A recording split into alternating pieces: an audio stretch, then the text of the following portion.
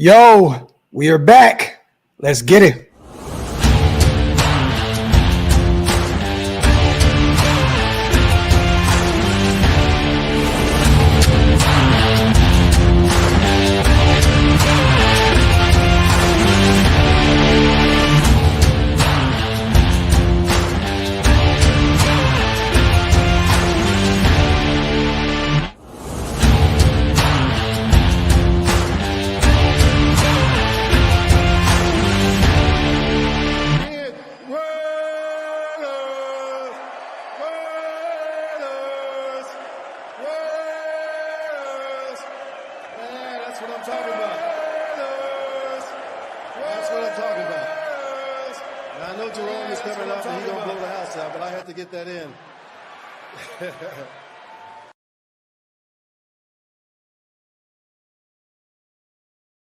Yo, salute to everybody already here in the building, man. You guys know what time it is. Welcome to the latest installment of the Graphic and Wasted Show. What a Wasted and Graphic Show, whichever way you like to slice it.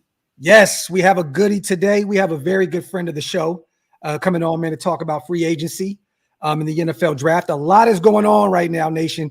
We just want to say real quick, man, salute to the greatest chat in YouTube history, man. Make sure you wipe them feet, meaning hit them thumbs up, pay your bar tabs, hit that subscribe button. If you're not subscribed yet, we're not even going to wait anymore, man. We got our guy, Hondo Carpenter, in the building. What is going on, brother? First of all, it's great to be on with you, Graphk, and of course, the unwasted talent. I renamed him the last time I was on a couple months ago, and he's too good to call him wasted talent. I believe power of life and death are in the tongue, so I'm going to speak positive because I think he does a good job. It's great to be on with you guys. And, you know, when I get to come on your shows, I say this all the time. I have bosses, obviously, but Raider fans are really my bosses. If you don't click in and read, if you don't click in and pay attention, I don't have a ball. I don't have a job. So when I get a chance to come on and talk to my bosses and which is all of Raider Nation and just as Max has taught me, chop it up. That's a new term I've learned, but as I get to come on and chop it up with you guys, I appreciate it. I even took some criticism from some people in the media for coming on your podcast the last time, and I could care less. Yeah. I don't work for them. I work for you guys, and it's a pleasure to be on, and it's my privilege. So thank you for having me. Hey, man, our relationship is authentic. It's real. I don't really care about what anybody else thinks outside of what we got going on. Salute to them, though. Shout out to all the, all the critics and all that good stuff. But I want to put on a hell of a show, and I know right now Hondo has a lot to talk about. Today, we went out, got our big fish, Hondo. We got our defensive tackle of the future, Christian Wilkins. How are you feeling right now with the addition of him in the interior of our defensive line, man? Well, I don't think that was the biggest news of the day, but I do think it was big. I want to go back. Now, I started finding out and in my podcast and writing, talking about the Raiders were going to make a big splash on the defensive line. I knew several weeks ago that this was the direction that they wanted to go. And there are a couple of things that really stood out to me today. And if you don't mind, it's going to be a little bit of a lengthy answer, but I think your listeners and your show deserve it. So let me share a couple of things. Around the league, the consensus thought is the top three defensive tackles, Aaron Donald, Chris Jones, and Christian Wilkins. And the Chiefs did a very smart thing. They made Chris the top paid player. He deserves it. He's fantastic. Aaron is on a different, probably on the downward trajectory of his career. But Christian Wilkins is a guy who's an absolute game changer. He is a bigger Max Crosby. He plays on the inside. This is a guy that, and I'm at practice, guys, Max Crosby. I've talked about it on your show before. Max Crosby is a guy that finishes first in sprints. He's an agitator.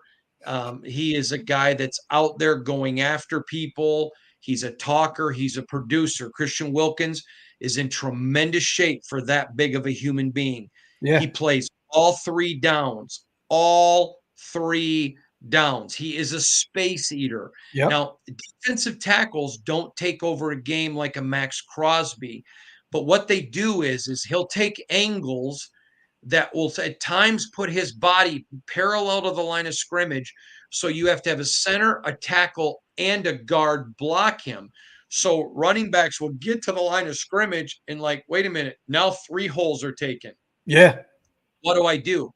So he's a space eater. The other thing about him is he's an absolute gem of a human being. Gem of a human being. He's going to be out in the community. Now, I'll tell everybody right now, he doesn't enjoy doing media, but that doesn't make him a bad person. Some people just don't like being in front of the camera. And you know what? If you're a Raider fan, who gives a crap? The guy gets 9 sacks from the interior. Yeah. He plays every down. He's not injured every 45 minutes. And he's gotten better all 5 years in his career. Great. Like Max Crosby, he is a player that has yet to reach his best, and he's already in the top 3. Yeah. And so this was they stole him. But here's the part, and this is the biggest story about NFL free agency so far. Tom Telesco, now from Al Davis up until the last John Gruden stint, the Raiders lacked salary cap discipline.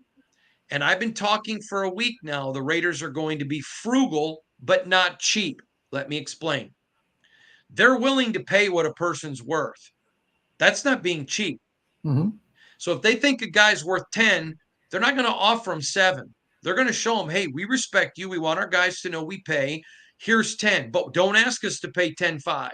Yeah. I'll get into that more in a second. So they put their deal together. They know what Telesco's worth. And so, they know what Wilkins is worth. Now, I'm not getting into politics, but I don't care who you are.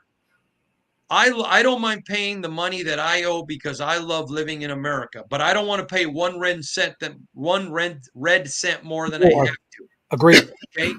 So the Raiders bring him an offer saying, listen, it's not as much as Chris Jones, but there's no state income tax in Nevada. You're going to make more. Yeah. Yeah. So guess what? That savings is saved for the cap. Every deal, and if you don't mind, we'll talk about some today. Every deal that the Raiders either did or didn't do showed extreme salary cap discipline, which was introduced in the Raiders by Dave Ziegler. Yeah. They were frugal but not cheap, and they sent a message. Now, just a few moments ago, I sent a text to an executive, and I said, "Can you give me your thoughts on what the Raiders did today?" And I'm paraphrasing here, but he basically said it was an A+ day for Tom Telesco. Yeah. Agreed. He goes out and gets the guys he wanted. He didn't overpay for anybody. He let some guys go rather than emotional buying. You know, I always say, my wife always says to me, after she's fed me, will you go to the grocery store? You go to the grocery store hungry, you go for 3 items, you come home with $924 worth of groceries. Yeah. Okay? They didn't emotionally pay. The Raiders came out of this. They're in terrific salary cap shape. They're not done. No. Just make that clear. They're not done. And look at what they did. They add Christian Wilkins. Then they go add Gardner Minshew. Now, this is Aiden O'Connell's job. He is number 1. But Minshew played really well. He had some great stats. He does some things really, really well. Yeah. And he was told, hey, Gardner, Aiden O'Connell's number 1. And he was not lied to. He was told that. That was assured to me today. Yeah. From someone in Gardner's camp. He knows he's coming in having to beat out Aiden. But you think you're the man? You think you haven't had a real shot? You think you should have been number 1 in Indianapolis, but they gave it to Richardson? All right, come to the desert. Yeah. Show us. Yeah. We'll give you a fair shot. I love it. And I love guys that bet on themselves. Okay, so Minshew comes. Now look at this deal for Minshew. 2 years, $25 million, but only $15 million guaranteed. If he wins the job, you got a quarterback for 2 years starting in the NFL that you ain't paid nothing. It's like getting a Ferrari for a pack of Pall Malls and a box of Twinkies. Okay, now, but if he doesn't pan out, nice to see you. Wouldn't want to be it. They move on. The Raiders are no worse off. This was a great deal for Telesco. So then we come to Josh Jacobs. I've been reporting he wanted to be a Raider. They wanted to be a Raider, but I've been telling everyone They're not going to overpay. Now, I want to make this very clear. My job is not to be a fan. Yeah. My job is to live in Realville and report facts and allow fans then to make any opinion that they want. Whatever opinion you make, I don't care. You're my bosses. My job is to give you facts. So let's go back for a minute. First 3 years of Josh Jacobs' deal, he played well, but he would miss games. He would get injured. He would take himself out. I said, and I stand by it, and Josh and I discussed this, by the way. He knew how I felt. It wasn't personal. I said when Josh McDaniels and Dave Ziva got here, I would not pick up the fifth-year option. He took too many plays off, and he was injured. It's too much money. So then year 4, he looks like what we thought he could be. Yeah. Okay, they give him the franchise tag. He gets the big jack. What happens? Comes in a little bit out of shape. Now, he was physically in good shape, but sometimes people don't understand. Football shape. Is it game shape? Yeah. Okay, so he comes in. He wasn't in game shape. Took him a while to get the motor going. Then he ends up missing games at critical times down the run that I think that they may have gotten into the playoffs if he was there. Yeah, I definitely believe that too. Okay, and so they weren't willing to overpay. They love Zamir. They believe in Zamir. They've got a special team stud in Amir. They could add a veteran because there's a couple that I know they're kicking tires on, but probably gonna draft one, a rookie, running back. But look at this deal. Now Josh loves AP. AP loves him. There's no animus. But he also loves Rich Bisaccia. In come the Green Bay Packers. Paying 4 years, $48 million. Now, we don't know what was guaranteed yet. There's been some rumors, but I'm hearing that may not be 100%. It's 4 years, $48 million. What was the guarantee? Was it like $12 million a year, right? 12 and a half, but I believe it was somewhere in the 20-something range, 25 range, somewhere around there. Yeah, but I'm told that figure that's out there may not be accurate. So I'm holding off on what I'm saying. Got you. Okay, so now watch this. So Green Bay, I love Josh, and I hope he plays all 4 years and plays like he did in 2022. But 75% of his time in the NFL says that's not how it's going to go. Yeah. So if it doesn't, Green Bay just overpaid. They overpaid. Yeah. Okay. So now the Raiders are in great shape. You either pick up a cheap veteran or you go get a rookie under a rookie deal. So boom, Telesco. Hey, I'm being frugal, not cheap. I'm willing to pay you what we think you're worth, but not a dime more. So he goes, okay? God bless him. It was a business deal. I love Josh. Hope he does great. But it was a very disciplined deal.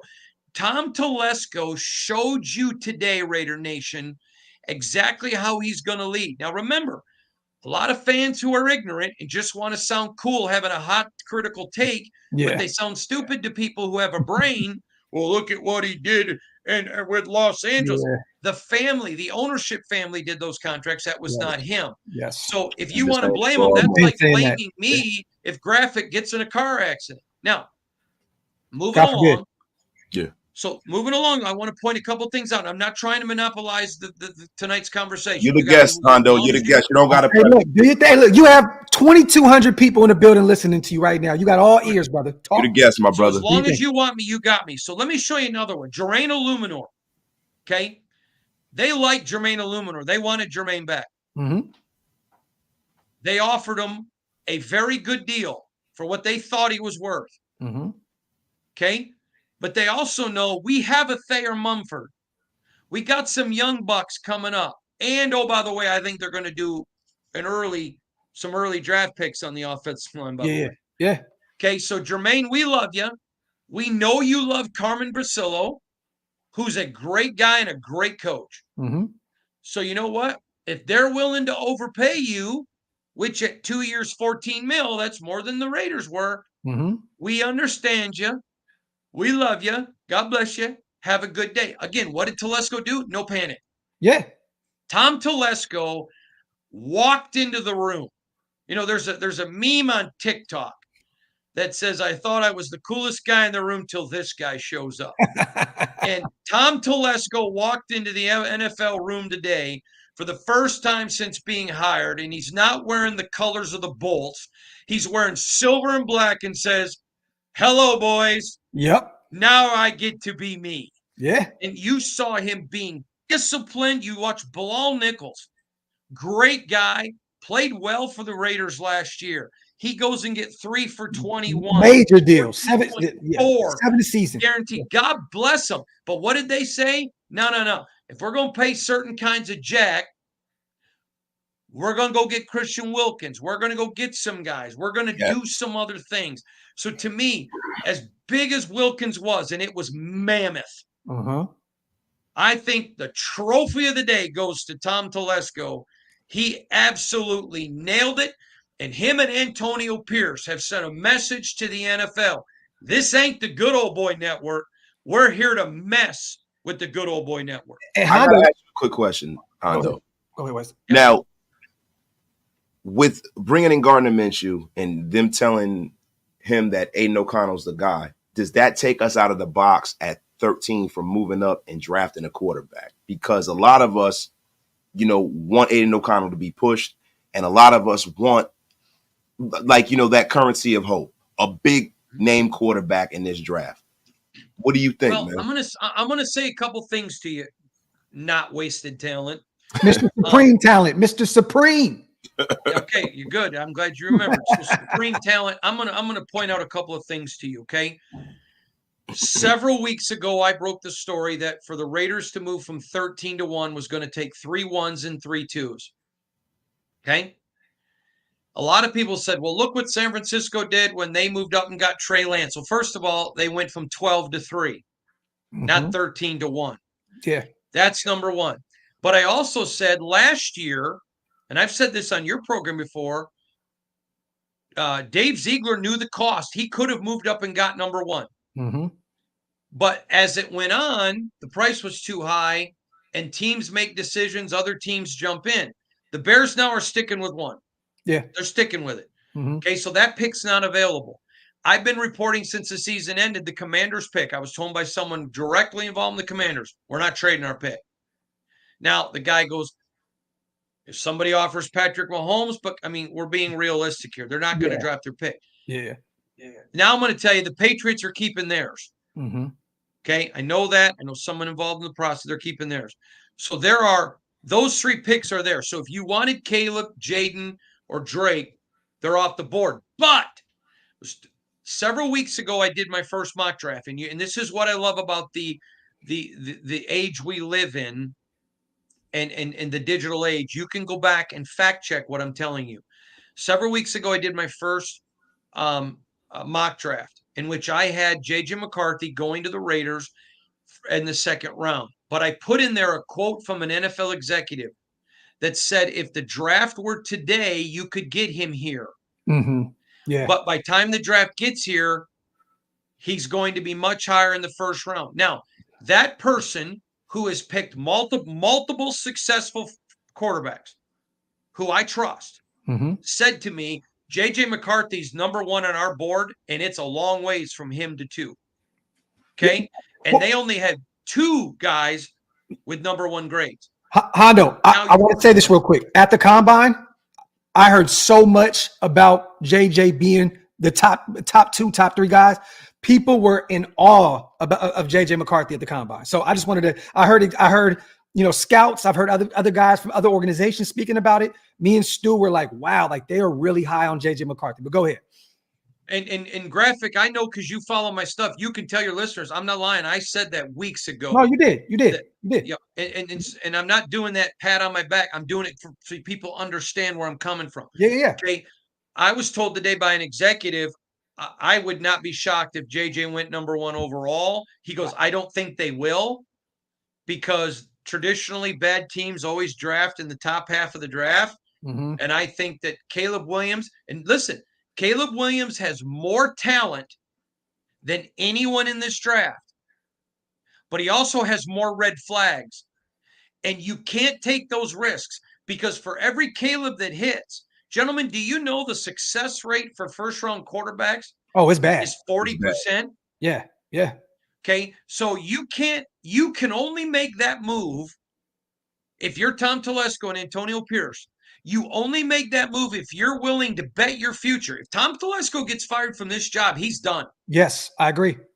Okay. And Antonio Pierce has ruffled a lot of feathers. He's not a good old boy coming in saying, okay, I'm going to behave. Yeah. He's doing it his way. And let me tell you, I love him and applaud him for it. Yeah. And he won't get a second chance. So for everyone saying, Supreme just said, well, I want to go get a big name.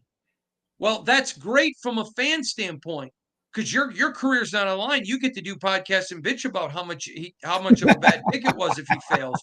The problem is the people in the NFL who make those picks for a living, who have a proven track record, some of those guys they wouldn't touch. Yeah. Now, some they would, but they wouldn't touch. And so you can't just move up. Oh, I just want a big name. Okay, let me give you an example.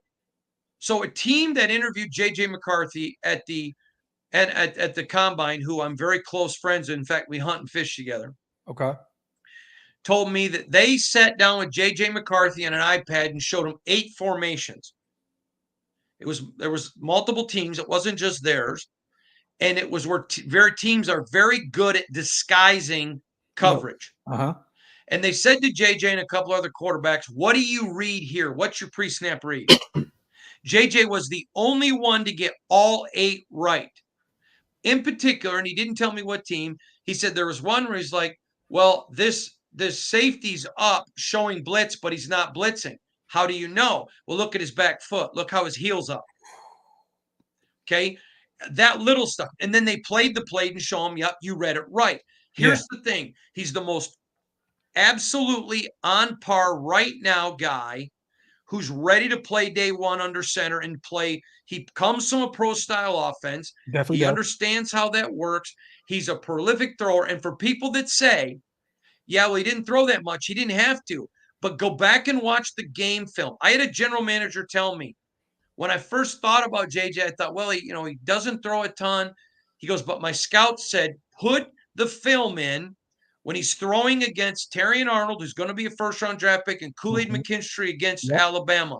His touch, his read, his delivery. Then I saw people, oh, he had a bad combine. Are you kidding me? Every scout, everyone I talked to bragged about him at the combine. This guy is the real deal. Now, I'm not saying there aren't other guys that I'd be interested in. Yeah. But I'm going back to judge it because I think Supreme asked a great question. I want to go up and get that guy.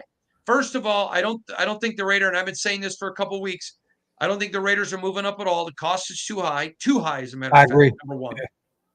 Number two, I think there's a chance they may move up. But if the quarterbacks there they don't want, there are so many highly regarded players that they're going to be happy where whoever they get at that point. But let's talk for a minute.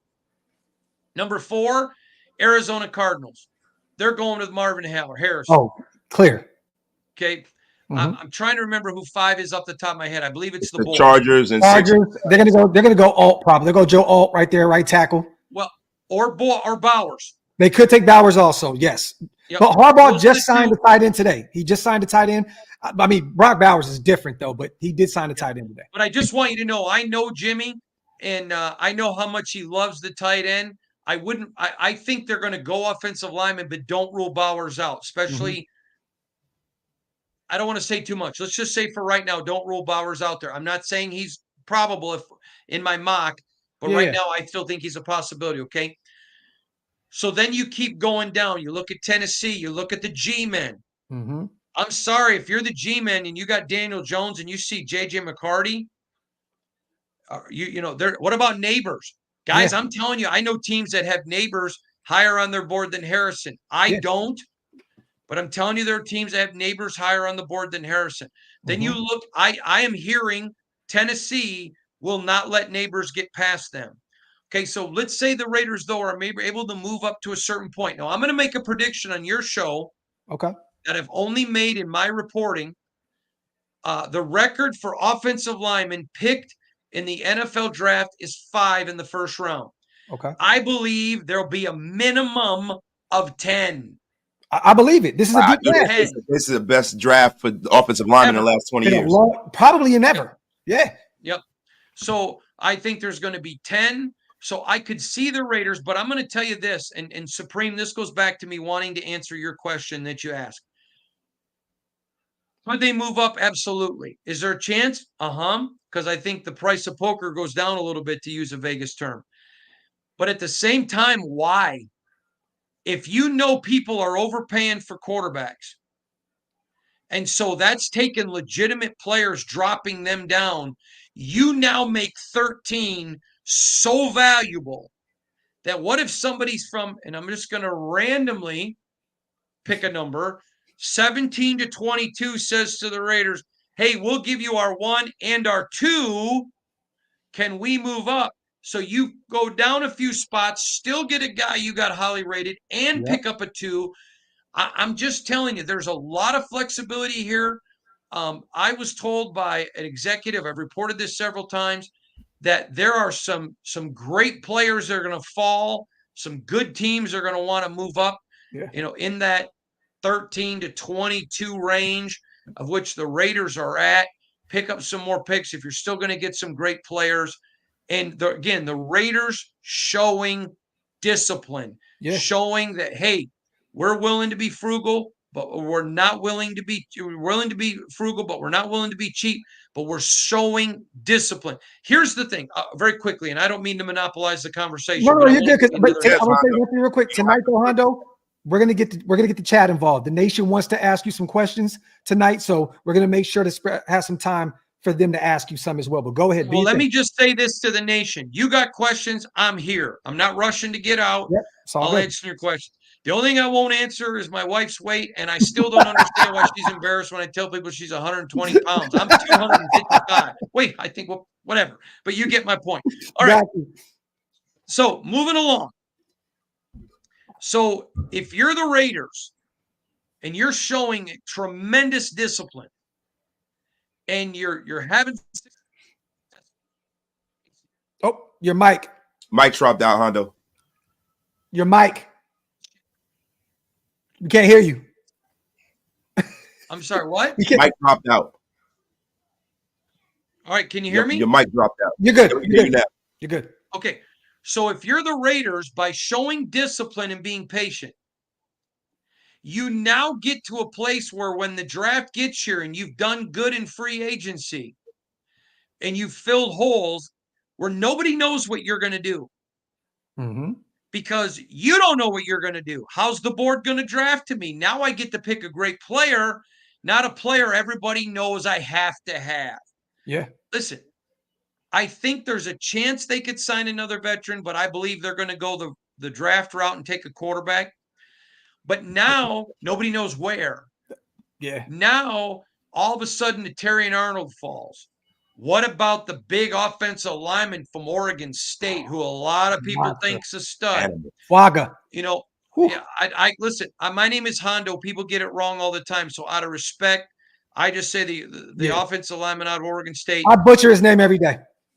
He is a stud. Yeah. Okay. But all of a sudden now, Tom Telesco and Antonio Pierce, they have set this team up for long-term sustained success by being disciplined. And let's remember, you got to go back and credit Dave Ziegler, who inherited a mess and fixed it. God bless him, nation. You owe him a thank you. I definitely agree. But now the Raiders are in position. They're buyers. They're not having to cut guys.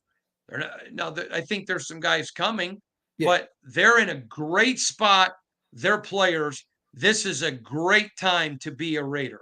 The report that dropped today, right? It's funny because everybody started talking about Justin Fields. We've been talking about that for months, right? Luke Getsy, the connection there, and so on and so forth.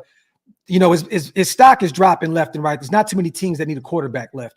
Well, a bunch of people started reporting that we were in talks with Justin Fields. 2 minutes later, we signed Gardner Minshew.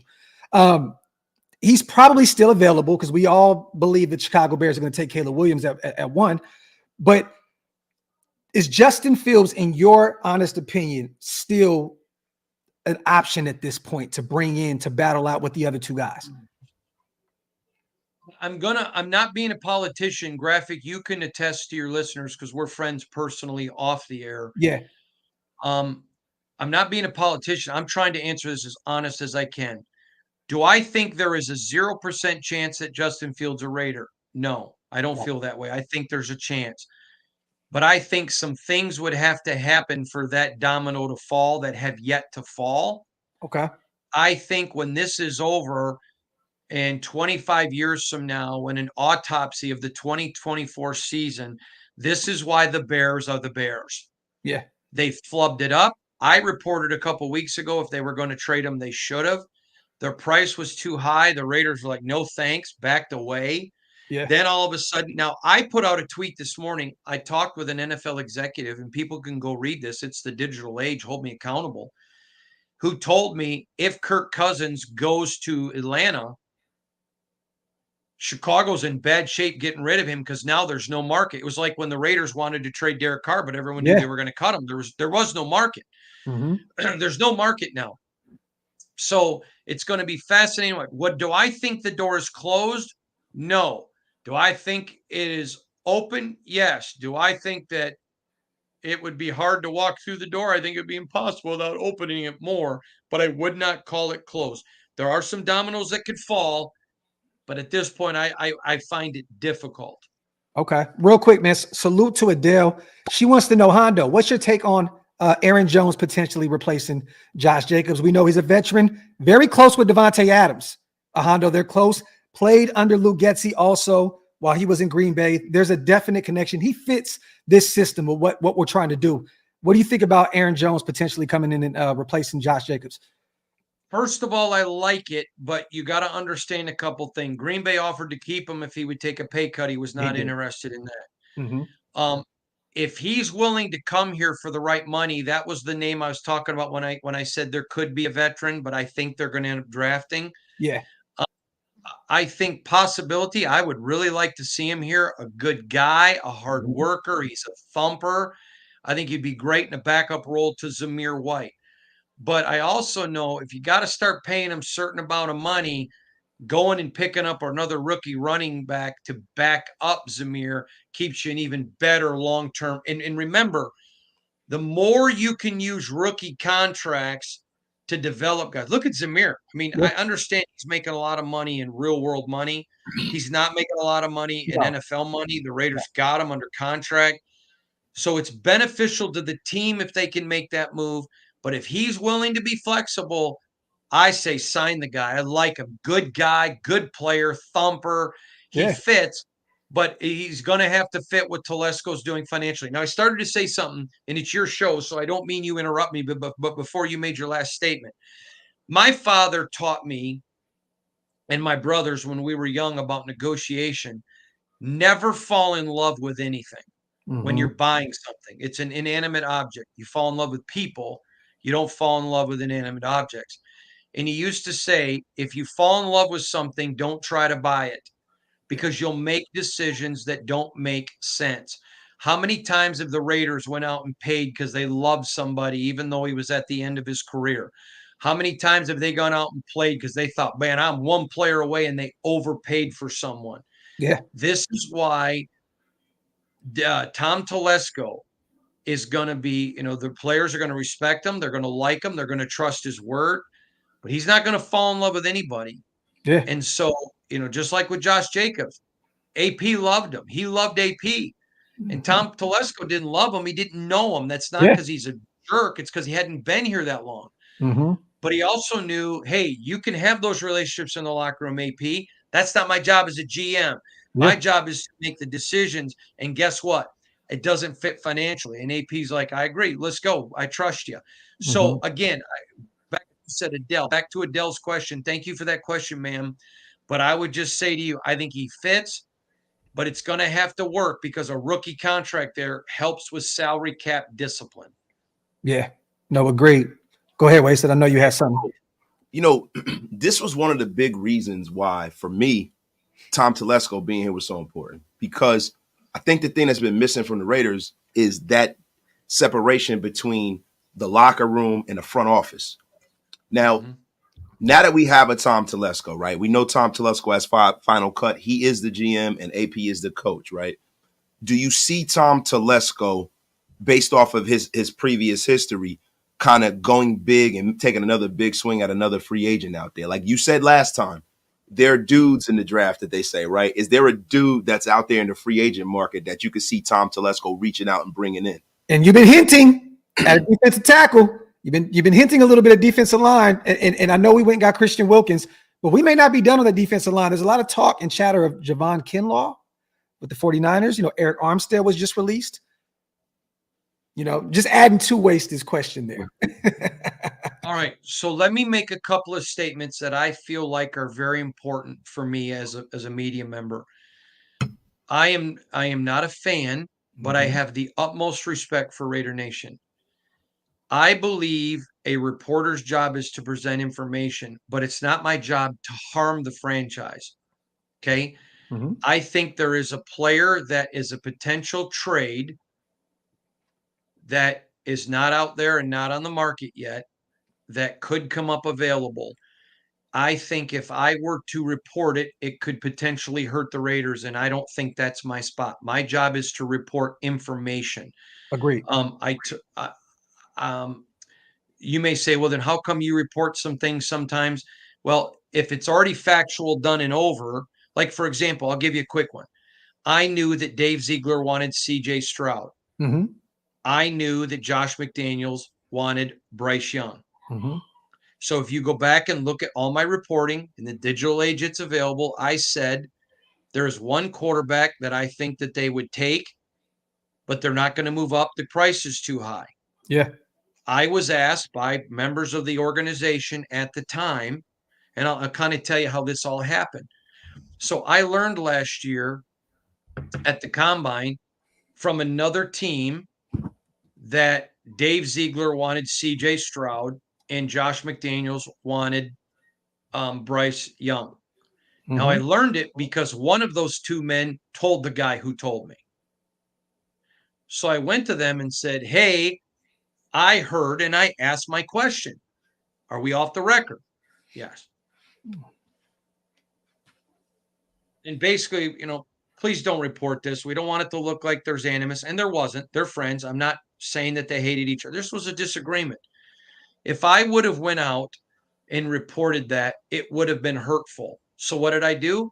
I waited until they were not here and reported that. It was not something necessary for me to report at the moment. Mm-hmm. Now, I had some people say, oh, yeah, Dave Ziegler must have wrote his article. Dave Ziegler didn't write my article. I've seen all those messages. I've seen all of them. But you know what? I knew about it a year in advance. I talked to them about it a year in advance.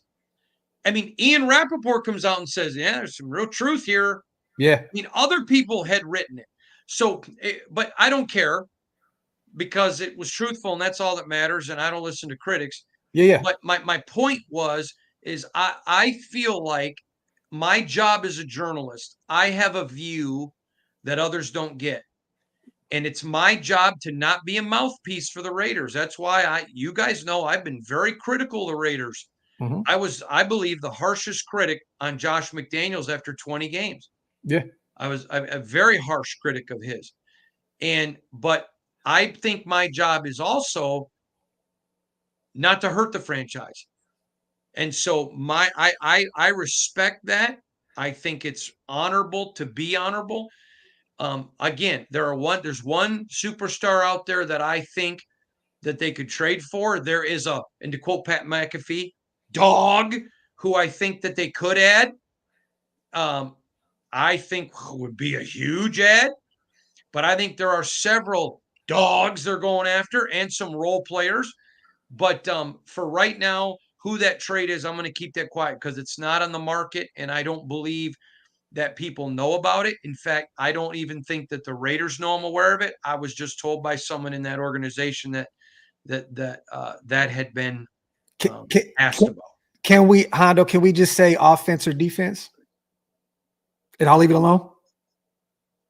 No, because I just don't think that's fair. Okay. Graphk. And Graphk, I want to say something to your listeners who don't know me from Adam, but obviously honor and respect you. Yes. You know me personally. Yes. And there are a lot of things I've told you privately that have come true. Yes. And remember, A year before it happened, I started writing about Davante Adams coming. Mm-hmm. People said, no way, it's clickbait. People said, no, not happening, no chance. Yeah. And then when it happened, nobody saw it coming. Well, how do you mean you didn't see it? You've been telling everybody I was wrong for a year. And same way when I talked about Josh McDaniels getting the job. So I'm just gonna stand there now. I'll go back. If you remember a couple years ago when the Raiders signed Davante, when they agreed with Davante, after the first day of free agency, everyone was panicking. The Raiders did nothing. Mm-hmm. And I go out and what did I report? Relax. There's stuff going on. I am not saying that the trade is imminent. What I am saying, though, is the team that has the player probably is going to be in a position, probably that they're going to need to probably get relief. Okay. And look for the Raiders to pounce. I know who it is. I'm not going to say anything, but I know who it is. It's from when you first started talking Hondo. We have a telepathy, Hondo. We have a telepathy, man. And we'll keep it at There's that. a reason we call you supremely not wasted. Mr. Maker, real quick, he says, has Tom Telesco ever traded down in the draft? Do you think this year might be his first time? From what I've looked at and from what I've seen, he's never traded down since 2013. I don't think he's ever traded down. So, but this could be the first year, Mr. Maker. You never know. We talked with him about it at the combine, and I think he would like to. Yeah. But Tom Telesco, guys, let me just share this with you. First of all, I did not know Tom Telesco prior to taking this job. Mm-hmm. Okay, till he came here. But he and I share multiple personal friends. And they all were like, Hondo, you're going to love this guy. He's not AP, with the bigger than life personality. He's even more of a quieter Dave Ziegler. Cerebral assassin. Yeah. But they talked about he's not a liar. He's straightforward. If he looks at that draft and says, okay, I'm willing to give up this pick, but are you going to give me something more valuable than who I'm going to pick? And if you're not, I'm not trading back to trade back. Yeah. I believe if the draft goes as expected, and there's some teams that are traditional bad drafters who demonstrate that, mm-hmm. and players begin to drop because this is a deep draft. It's deep. All of a sudden now, somebody says, okay, listen, we're a player away. Yeah. So we can give up our 1 and 2 because we really don't need a lot of people, but I want Telesco's pick. Deal. Heat check. I just seen that Cincinnati officially released Joe Mixon. So there is another veteran running back out there. I'm in free agency right now. So, but at this point, it's too early to gauge if there's any interest there. We know Joe Mixon is from the Bay Area. You know, he grew up. Graphk, can I interrupt for 1 second? Go ahead, brother. I just got a text, and I'm not being rude to you and the listeners. It may be something I can report. So can I check it real quick? Do your thing, brother. I'm gonna read these real quick. Raider Smoke says, Hondo, I heard you said on your channel that some things are brewing. Can you give the nation a hint on what it may be? Smoke, we'll get there in a second, brother. Salute the 10 Commandments also. Does Hondo have any information on Fluker, McCall, and Wagner? That was one of the conversations that I wanted to have today, Wasted, was Wagner, yeah. Yeah, like, the progress with Dalton Wagner, our young UDFA right tackle out of Arkansas, was placed on IR. Big monster of a man, you know what I mean? And McCall, another guy that is a monster nose tackle that we brought over, only 24 years old, from the Carolina Panthers. Do you have any insight? Have you gotten an opportunity to sit down with those guys? What's your take on those guys? And Fluker, another Tom Telesco guy that's in the building right now as well. Yeah, I think this is what I talked to about there being some young dogs coming. Let me tell you about Dalton Wagner. I reported this when the Raiders signed him. His only drawback is health. And this is the NFL. Yeah. Your best ability is availability. Mm-hmm. And if you're the best player in the offseason, but they can't count on you to be out there, it doesn't matter how good you are. It matters how good your backup is. Yeah. And so I like Dalton. Great kid. Fluker's the same way. I mean, there's some great players on this team who are coming. Yeah. There's some young listen, and I'm going to give you another one. Champ Kelly's not getting the respect he deserves for what he did for this franchise and accumulating a lot of young talent Mm-hmm. and getting some young talent. He modernized the scouting department for the Raiders. Dave Ziegler gave him that job. Yeah. And I'm just gonna tell you, those guys are coming. But Dalton Wagner's a guy, he's a great player, but he's got to stay healthy. Listen, Josh Jacobs would be worth 4 years, $48 million if every year was like his fourth year. Yeah. But it's not. And if you're not available, especially as a UDFA, the time comes when you got to fish or cut bait. So this is going to be big for him. OTAs, mini camps, being healthy in training camp, competing the whole time, demonstrating I'm healthy, demonstrating that I'm there to go. There's a lot of young talent on this team. Yeah. And sometimes fans of every team, they only think about the guys they see on the field. Now, there was a young man, McClendon Curtis, last year. Yes, sir. Okay? Yes, sir. One of my favorite UDFAs. One of my favorite guys. I preached on that kid. Man. The Raiders wanted him. Now, let me tell you what you didn't know. And Dave Ziegler and I discussed this personally in training camp last year. They saw McClendon Curtis being a starting guard this coming year in 24. Yeah. All right? But they thought, and I wrote about this, so this is all stuff you can go back and look. If they try to hide him on the practice squad, he's going to get picked. He's going to get picked. But they didn't have the space. They didn't have the room. He gets picked and he goes off and gets signed on someone's roster. Yeah. Just because people don't know who they are, remember that talent is not that roster's not void of talent. Yeah. There's some dogs now. Now they may be pups and they got to demonstrate, okay, I'm a dog. Yeah. You know, my son is 19 months old. I just bought him a ladder so he can climb up to the toilet. He's not ready to potty train, but the day's coming when he's not going to need a ladder. Yeah. But now he's a pup. He ain't a dog yet. There's some pups in the building that are becoming dogs. I love that. Sincere McCormick, I'm waiting on him. I'm waiting to see what we have with Britton Brown, our 7th rounder out of UCLA. You're right. We do got some young kids, but we love McClendon Curtis, wasted out of Chattanooga. I knew it was a UDFA, went to a smaller school. I think he's going to be a big piece for Seattle moving forward. You know what I'm saying? Like, real talk. I do. Now, Hondo. By the way, you go ahead. Go ahead. They were talking about, you know, how talented this draft is. Do you have some guys that are kind of under the radar guys that you're looking at that you think could possibly be, you know, dudes, so to speak? You know what I mean? I see some of the ones you posted on your Instagram, man. So if you want to warm it up, we're ready. Okay, so let me give you a couple of things. First of all, nobody, in my opinion, covers the draft better than we do. Every day, 2 or 3 times a day, we are writing articles about potential draft picks that we know the Raiders are scouting. Mm-hmm. So we get that inside information. It may come from people in the building. It may come from other organizations telling us, hey, the Raiders are big on this guy.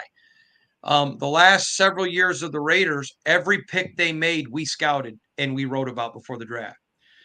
Not saying that to pat ourselves on the back. We're just really we're giving accolades to our sources. Yeah.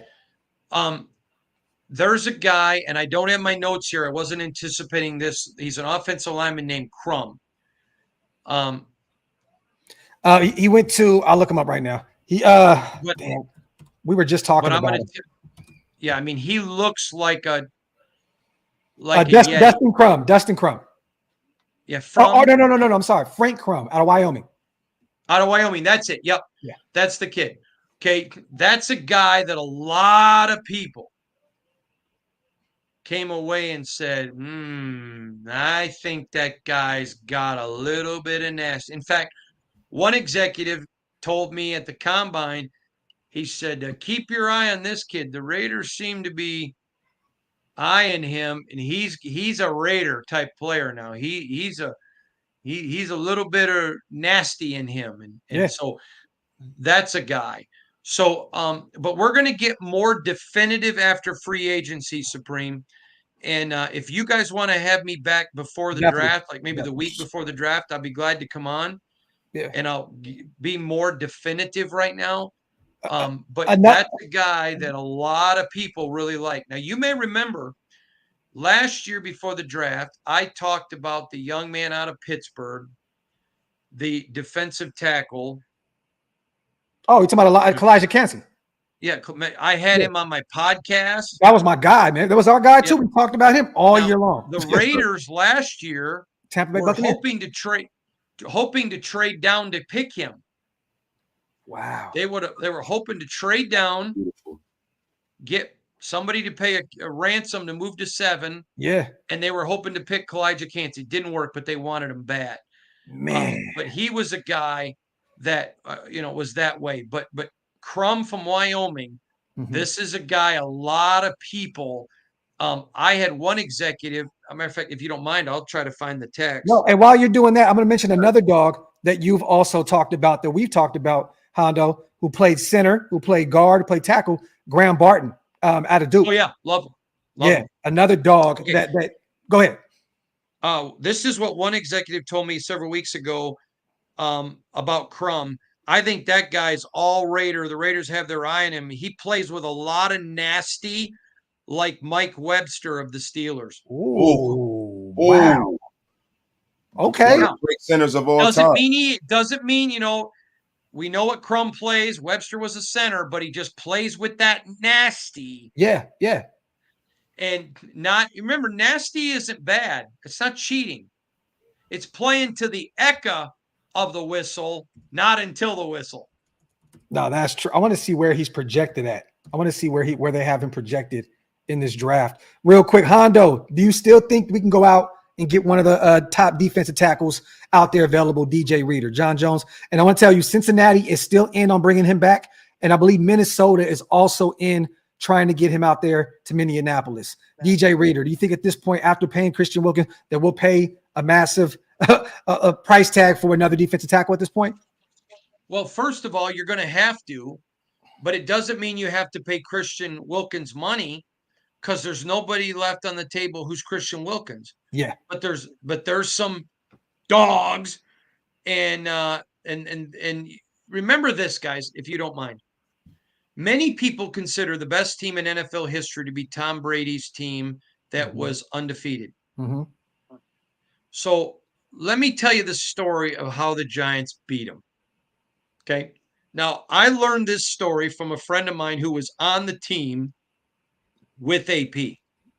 Mm-hmm. AP's watching film and he starts picking up on some things. So he's sharing it with the coaches. And what many people consider the greatest upset in Super Bowl history, the Giants took him down. Now, AP has said, I know what a Super Bowl team looks like. I played in one. Yeah. And what set that team apart?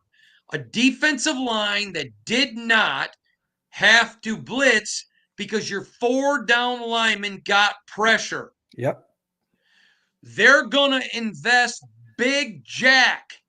And I know I'm old. For you young kids, that means money. They're going to put big jack in that defensive line. Now, but remember something, because y'all forgetting something. You got Kuntz and Crosby, who were the best DE combination the last 9 games of the year. Mm-hmm. And let me tell you, Kuntz ain't walking around arrogant.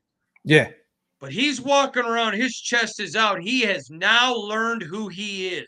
Ooh, you remember the movie Lion King when little Simba looks into the water and says, remember who you are. Yeah. And then all of a sudden he comes back roaring, okay?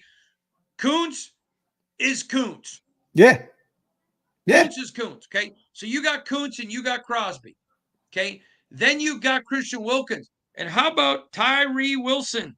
Oh, man. Oh, yes. A dude. How about Tyree Wilson, who's now healthy, gentlemen? Yeah. Now, okay, yes, do I think that there is a strong possibility they add a big-time defensive tackle? Yes, but they ain't overpaying. There you have it. They're in that spot.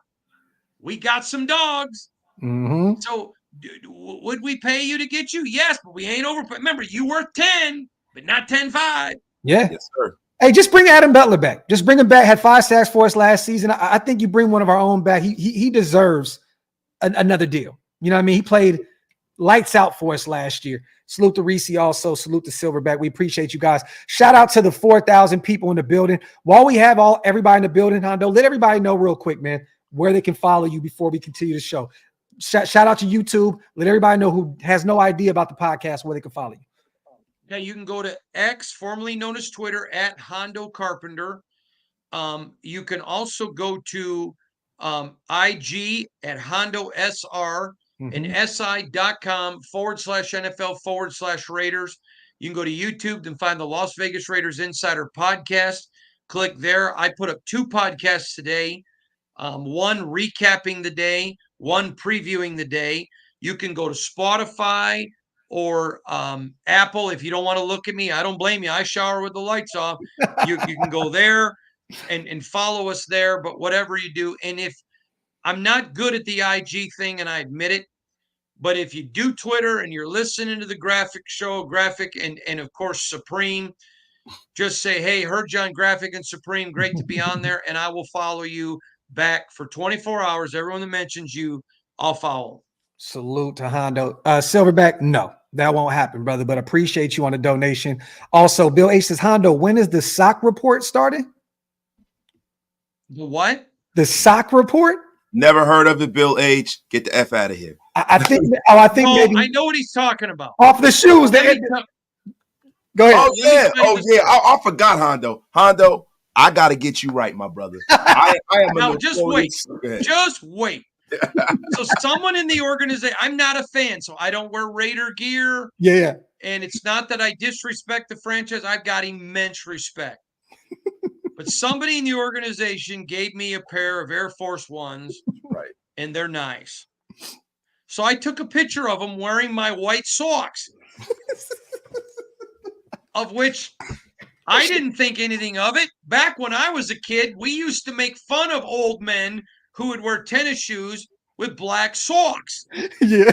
Okay. And I mean, now nobody was mean. Yeah. Everybody was funny. Let me just say something. People were like, I'm so sorry. People, not one person was mean. No. They mocked me, because I wore white socks with my Air Force One.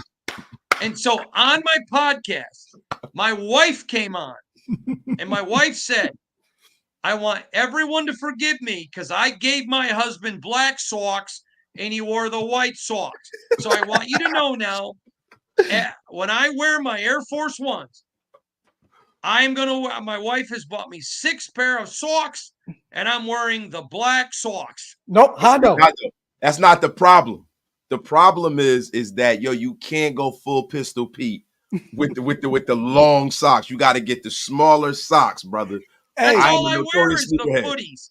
Yeah, I got to hook you up, Hondo. I'm gonna send you the footies. You got them? All right. Hondo, remember our agreement, right? So you sent the T-shirts, and my wife and kids wanted to say thank you for the Christmas presents. They absolutely loved them. Our agreement was that you allow me to do the same thing for you and your family next year. I am sending you a bundle of socks. Yes, that is right. Listen, there will be packaged with some from me because I am a notorious sneaker connoisseur. There you go. Now let me tell you, we're gonna get you right, Hondo. Yeah. And I'm gonna guess I probably have 70 or 80 pairs of shoes, of tennis shoes. I probably got 30, 40 Jordans. I almost always wear Jordans, except I do wear now Air Max 100s because they are so comfy. Super. But I've got my shoes. It's just, you got to remember when I was growing up, and that was long before you guys were even a thought in your daddy's eye, old men wearing black socks got ridiculed. Now, somebody in your audience has to be in their 50s that can type in that comment section, preach or amen. Yeah. And I don't care where you're from. It ain't a black thing, a brown thing, a red thing, a yellow thing, or a white thing. It ain't a Cali thing, or I'm from the cornfields of Langsburg, Michigan. Let me tell you something. It was just you're old. You're wearing your dress socks with your tennis shoes. They look even more violent with the socks. I'm telling you, look even more like a threat with the socks. So yeah, look, right. Hey, real quick, man. He says, Hondo, most important question of the live. Now, I don't know if you're familiar with this guy. You know George Halani, Boise State running back? Mm-hmm. Okay, I was going to say, because he says, what are your thoughts on him? Because if you haven't done any homework on him yet, that is a guy. Let me just say this. If you want, I'll grab a scouting report on him that we got. Do that, because Ruben loves Helani. He always mentions him in every live. Yes. Rube. So make sure, hey, Rube, you are about to get our brother Hondo to do something on George Helani. I love it. And Thrill says, Hondo, smile if you love the Raiders. Yo, Lord Buddy Bear says AP is a good evaluator. Jack Jones and Spillane were awesome pickups. Well, hold on, Lord Buddy Bear. AP had nothing to do with Spillane. I know he was the linebacker. Okay, so you ready for this? Go ahead. Go ahead. This is what I have. I'm going to make sure that this is the right one. Give me just 30 seconds here. No, do your thing. Take your time. Okay. But that was Lord Buddy, that was a Josh McDaniels and Ziegler thing, bringing in Spillane. Let me see. What did you just ask me? George Helani. We're just talking about that. Oh, I thought you were asking me something about Spillane. Oh, no. He was just talking about it. Here's what we have about him, okay? This comes to me from an NFL scout. Love the fact he's a 5-year player. Nearly 3,600 rushing yards. Mm-hmm. The kid's a stud. Yak is what stands out. Yet after the catch. Yep. He doesn't get taken down by the first guy.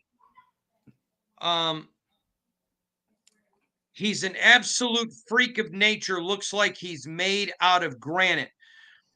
He, to me, is not a day 1 or day 2 product, but a steal on day 3. Yep. Will play special teams, do everything. He's a guy I see sticking around in the league a lot like Amir Abdullah. Okay. Right. I like that. That's solid to me. I mean, Hondo, do you think this draft is so deep because of the COVID year and people getting that extra year of availability? Because I'm hearing that a lot from some of these prospects where they're 5-year guys and things like that. Do you think that this is the byproduct of the COVID year? Yes, I think that's part of it. I don't think it's all of it. College sports, and I know what me about to say this is not going to go over well with your fans, but it's dying and it's on life support. Now, some people are going to blame NIL. I'm going to blame the NCAA, the conferences, and the teams that kept players under their thumb for so long. Now, all of a sudden, the players are getting what they should have gotten. I mean, just a few years ago, you were allowed to give a kid a bagel, but not a cream cheese. Yeah. I mean, a few years ago, coaches could leave at any moment, but players couldn't transfer. You know, everyone wants to blame the kids. Well, the kids are acting this way because the adults weren't responsible for years. So I'm not blaming players. Mm-hmm. The NCAA is the only organization in America run worse than Congress. Yeah. Okay. It's horrible. It's embarrassing. I reported this years ago, and I stand by the reporting, and it's going to happen.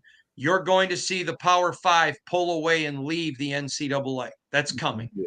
That's coming. Agreed. Now, I said that a few weeks ago. Mm-hmm. Okay.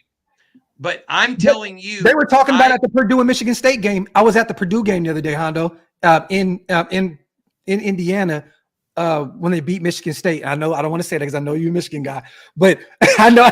No, but, I'm a Michigan State Spartan. I am not a Michigan guy. Well, you're a Michigan State guy, and I was at the game. I know. But they were talking about that. But go ahead. My bad. I don't want to cut you off. Okay. So let me share this with you. I had an NFL executive I was eating dinner, and by the way, had the best pork belly I've ever eaten in my life at the Westin in Indianapolis. If you folks have not tried barbecued pork belly, take it from a fat man. It's in your mouth. All right. Now, I'm sitting there eating pork belly with a friend of mine, an NFL executive, and he shares with me that in a normal year, you may hear from 1 to 4 coaches wanting to leave college to go to the pros. Yeah. And this year, it was over 200.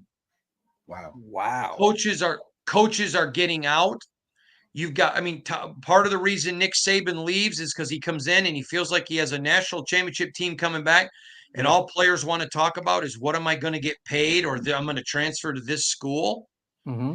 And so, anyways, the game, you're going to see the college game step back, in my opinion, as coaches begin to leave in massive droves.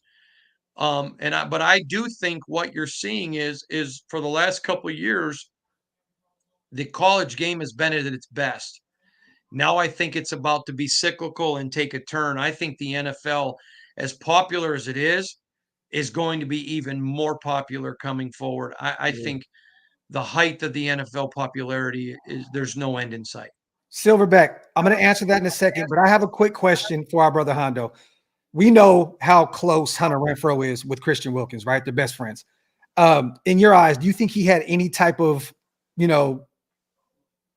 bringing him in? And does this change any plans of us potentially moving on from Hunter Renfrow in your eyes?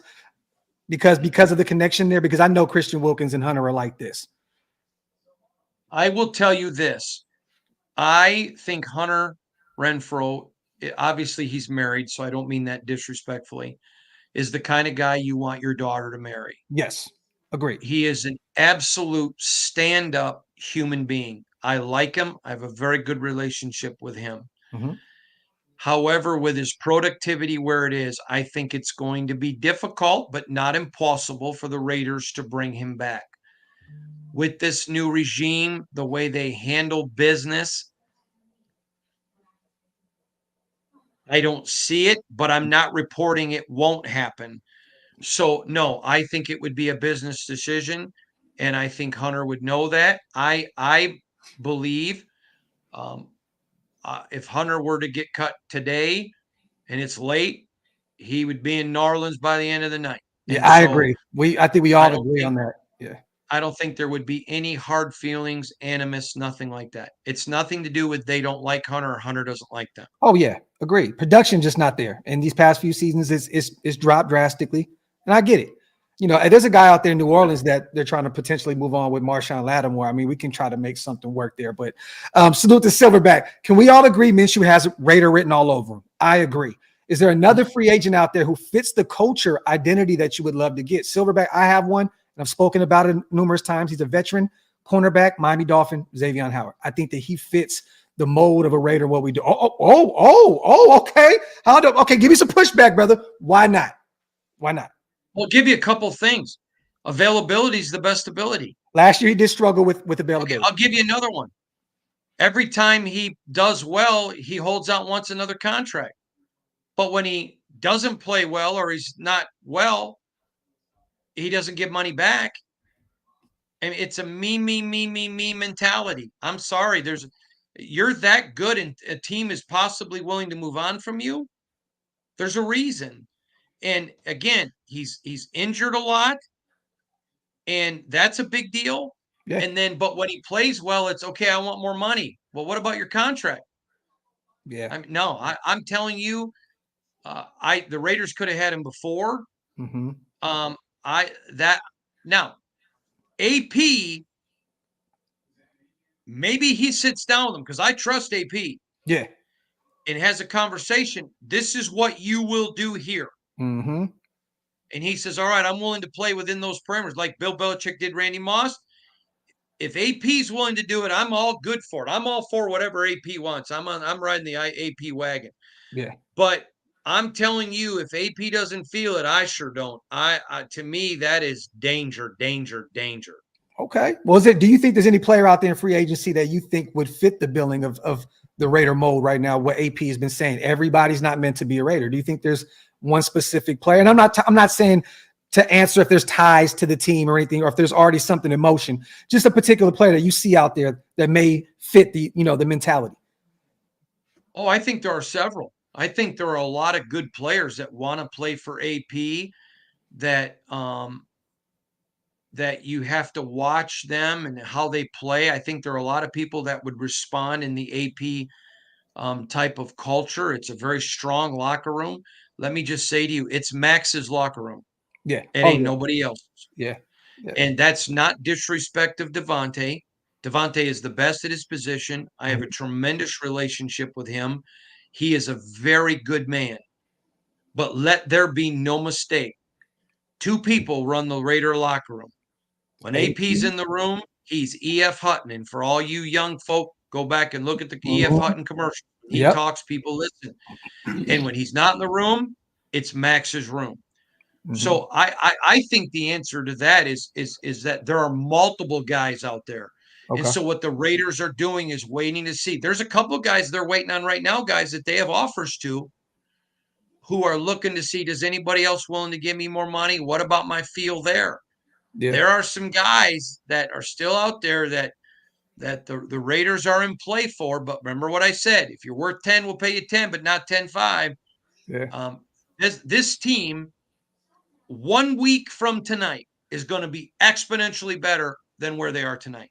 So let me ask you, Hondo, because we know the Raiders are trying to close the gap on the Kansas City Chiefs.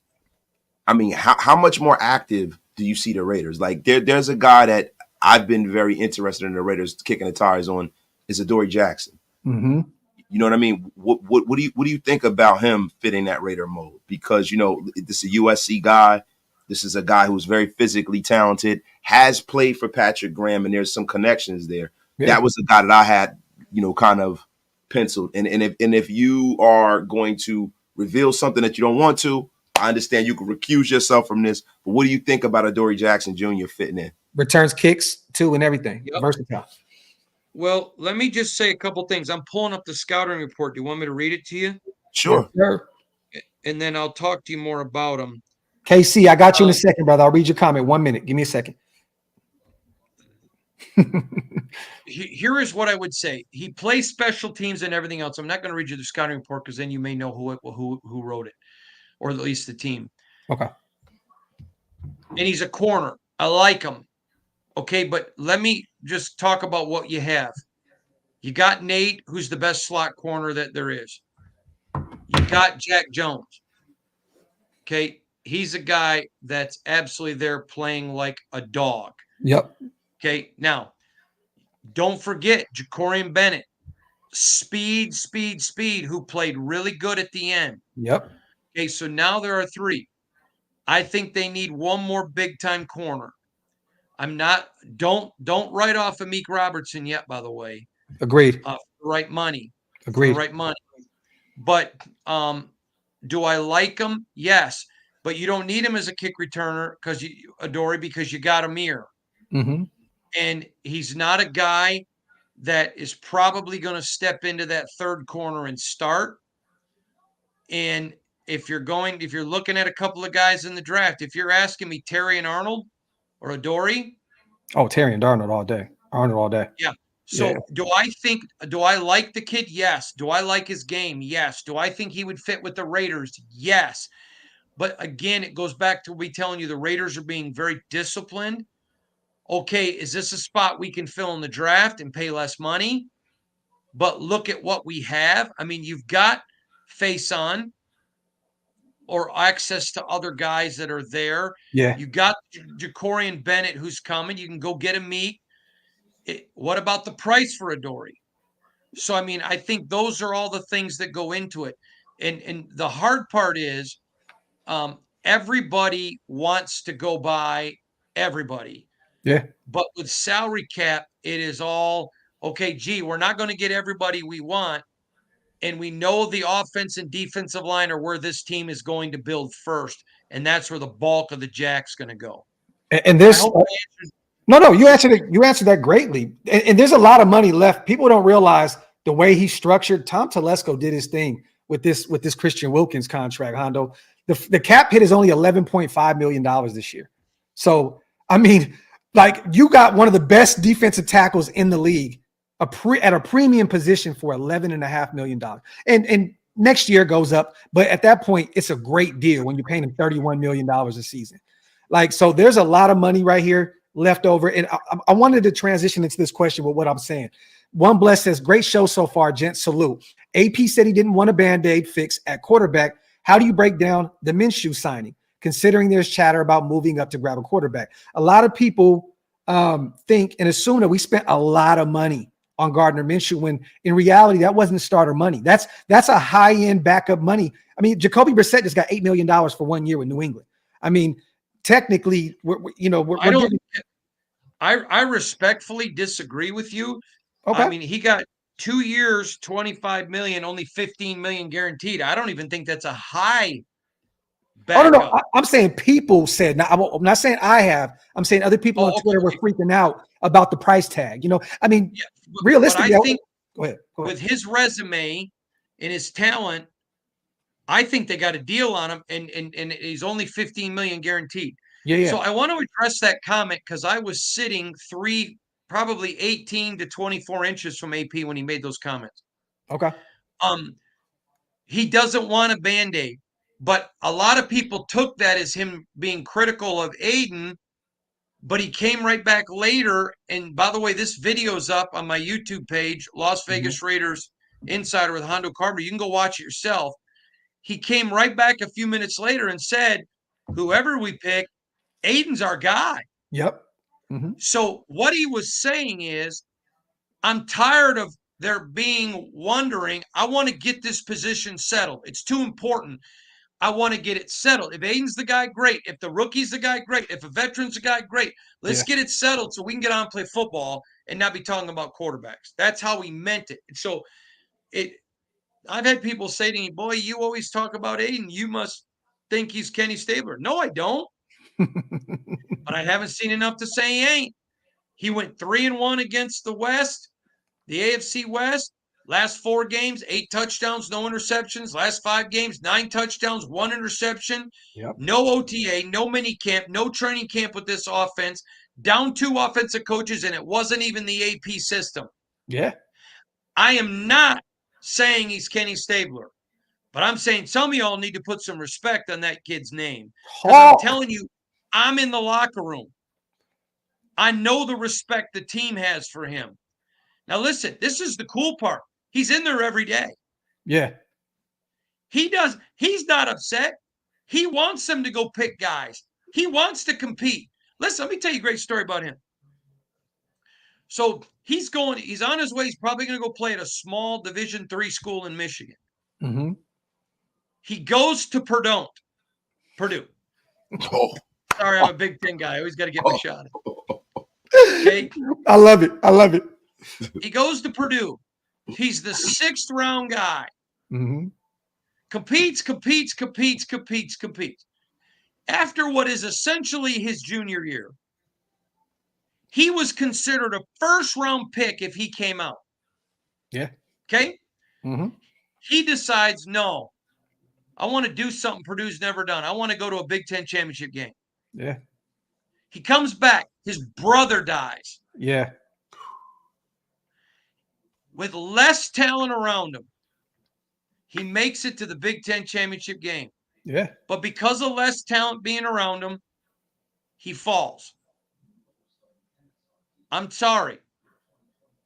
I like the kid. I like the grit. But here's what I like. Is talking to players off the record. They're like, I like the kid. I like him. And I'm going to say this to you. They should go draft a quarterback. They should have signed a veteran. And I think Gardner Minshew is not getting enough respect.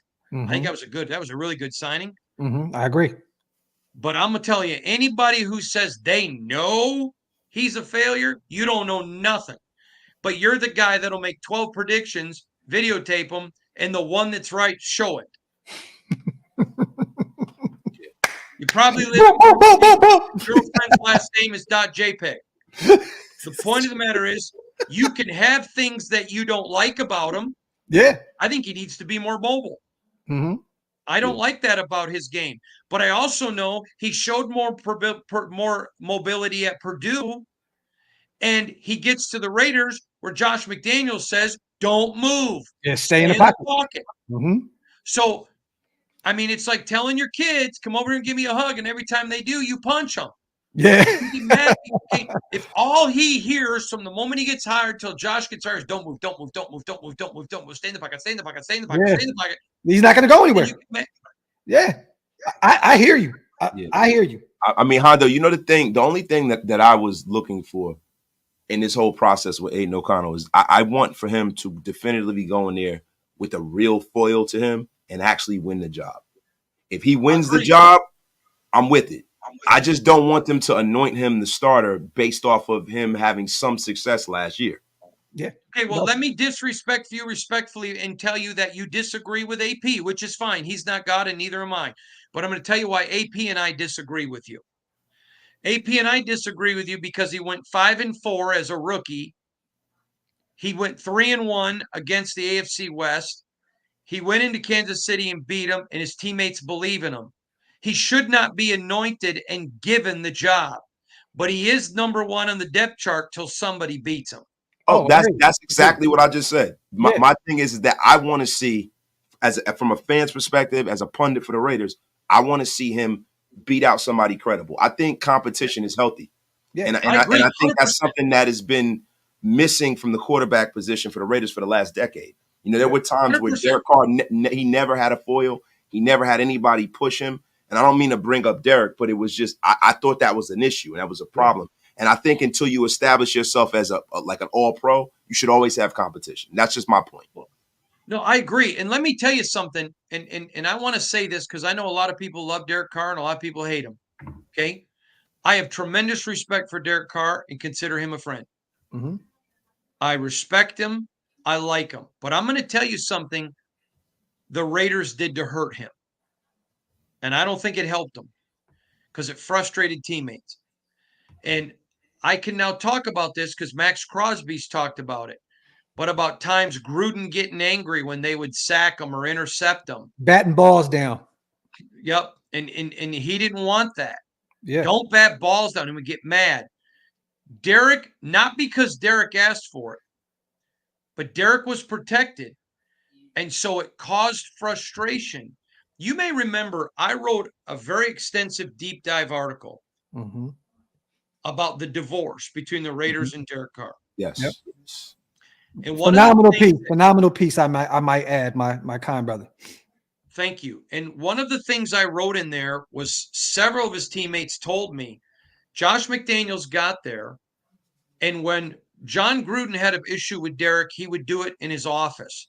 But he wasn't critical about Derek in front of the team. Josh McDaniels came in and he was critical about everyone, including himself, in front of the team. One player told me he yelled at the water boys one time, getting on the field quick enough with water bottles on a timeout.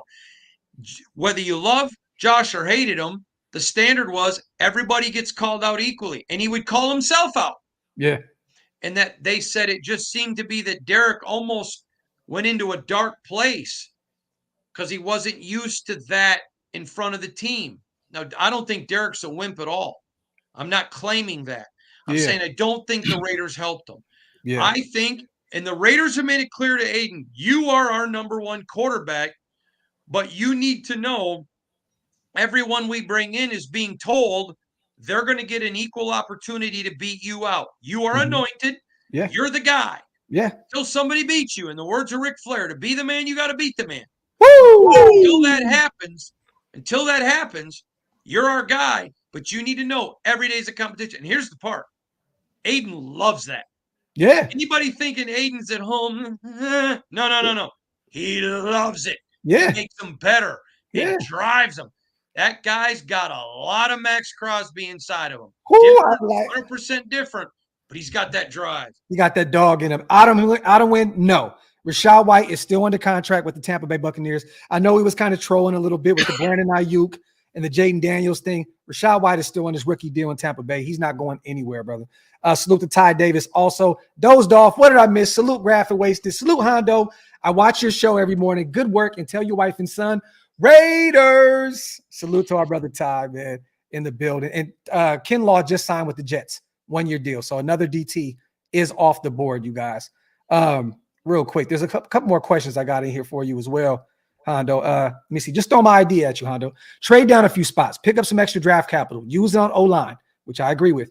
Then use an extra pick or use extra picks and next year's pick to move up and take Penix. Let him develop. Thoughts? Actually, you know what? What's your thought on Penix as a prospect, period? What did you feel about seeing him at the combine?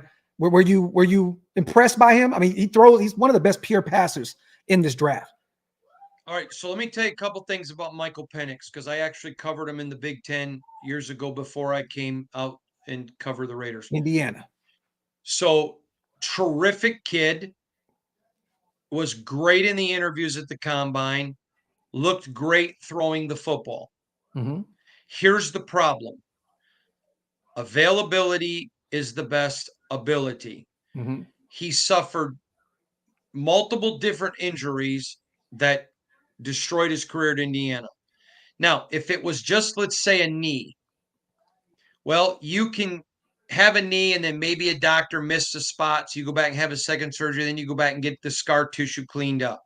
But when it's different places, you begin to present, I'm trying to get how I want to word it. You begin to present, okay, there's some injury up here. There's an injury bug here. Mm-hmm. And the problem is this, guys. The bad teams are consistently drafting in the top half of the draft because they take risks that are not necessary. Now, let me give you an example. Multiple NFL teams last year were not going to take Jalen Carter in the first round. Mm-hmm. Okay. Now, we've seen some off-field issues this year already. Yeah. And Definitely. okay, because of some issues with him. And the one guy that hits, everybody wants to talk about them. But the 25 that don't, nobody remembers that. And so the good teams understand Michael Penix, if he didn't have the injury history, we'd be talking about him as a 1. But the problem is he does. And if you go invest a top pick in him and he gets injured, you set your franchise back. And so do I think Michael Penix would be a great option? Yes. Do I think Penix is a great option in the first round? No. And great kid, pure passer. You're right. He just throws the ball. It's so Beautiful. smooth. Beautiful. So smooth. But you can't afford to take those risks and be wrong. First round draft picks are too valuable. With his background, somebody's going to pick him in the first round. Yeah. Yeah. Okay. Mm-hmm. And Agreed. if he's the one that pans out, fine. I hope it does, because he's a great kid. I'm rooting for him. Yeah. But there's too much injury history there, and good teams don't take those risks. They understand a Ferrari without a transmission is just still a bunch of fiberglass. Let me ask you this real quick, Hondo. I don't want to stay on this topic for too long, but I want to ask you, because you're in the building, you're in the facilities, you're at the headquarters, you see the energy around these players. Max Crosby went to bat for AP, right? He got what he wanted. AP is our head coach. He is very, very tight knit with Josh Jacobs.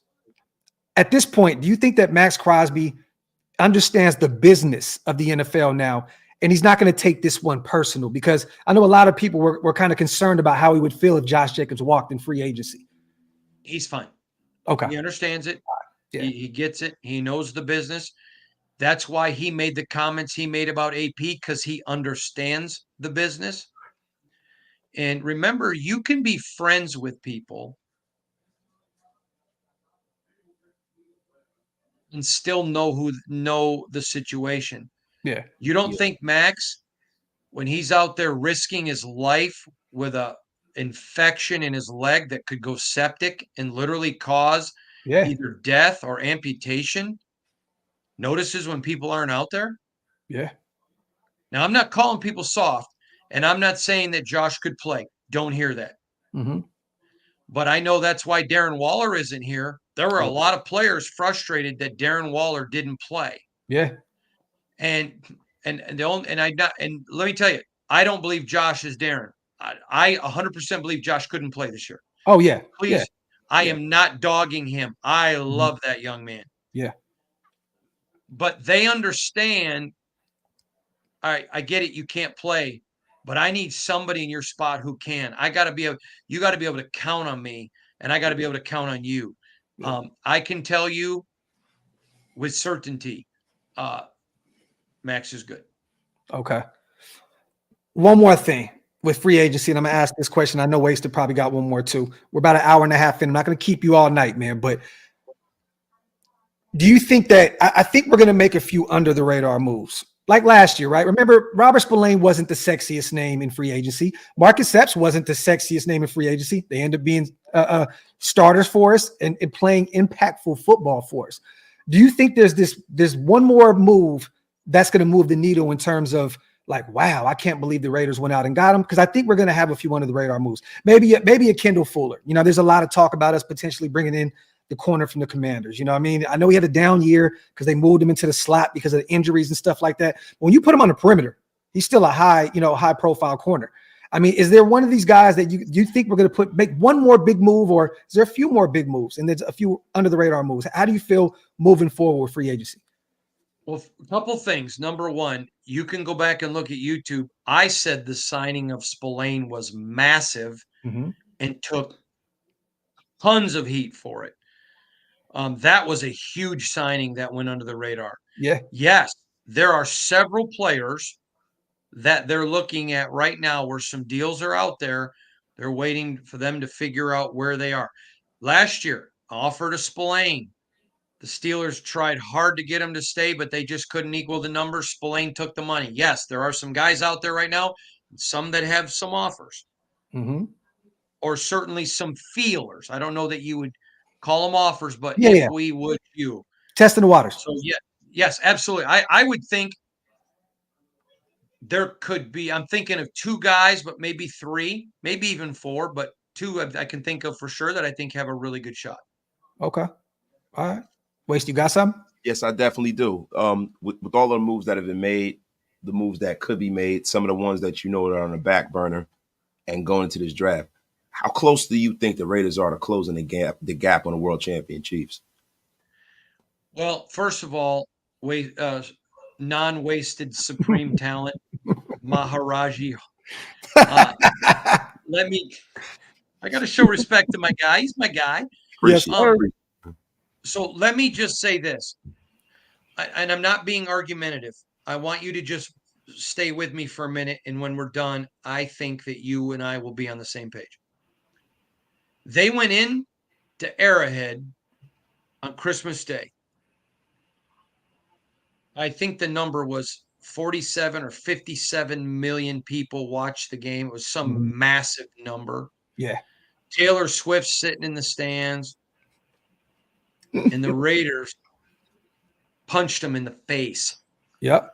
They embarrassed them. They out-toughed them. They out-coached them. They outplayed them. They were the last team to beat them. Yeah. So you say to me, how close? That's the answer. That far away. That's exactly what I think. Let me just say something to you. Andy Reid's the best coach in the NFL. Yes. Patrick Mahomes is the best quarterback. I believe that Kelsey is a detriment to that team. And he's on the way out, man. He's the injuries are starting to pile up on him too. But I hear you. You on to something? Go ahead. Go ahead. Okay, you can't react to your coach. And I'm going to tell you, I know people in that organization who were livid at how he treated Andy Reid. Yeah, that was nasty. Livid, not unhappy. Livid. Yeah. And okay, why are they starting to crumble? Because of this. There's an old saying that says you learn a lot about a person when they fail, but you learn more about when they succeed, because it's harder to stay at the top. And I don't think pressure bothers Mahomes. I don't think it bothers Andy Reid. I think they're both great and deserve all the respect in the world. But I think there's a ton of pressure. Now, let me share some with you that a lot of Raider Nation needs to understand. I was in Arrowhead on Christmas Day. I saw thousands walking out early before the game was even over. Yeah. I heard the boos of an entitled fan base. I love it. I love it. My name's Jimmy. What are you going to give me? I saw an entitled fan base that thought because they were born on third base, they hit a triple. Ooh, saw it. that was a ball right there. I like talk. Go ahead, man. Go ahead. I saw it. I saw it. I saw when the Raiders showed up and said, we may be playing in Arrowhead, but we acting like we're in the concrete of Compton. Yeah, man. I love it. You know what? You may beat us, but you're going to feel it for a week. Mm-hmm. And I saw it, gentlemen. I was there.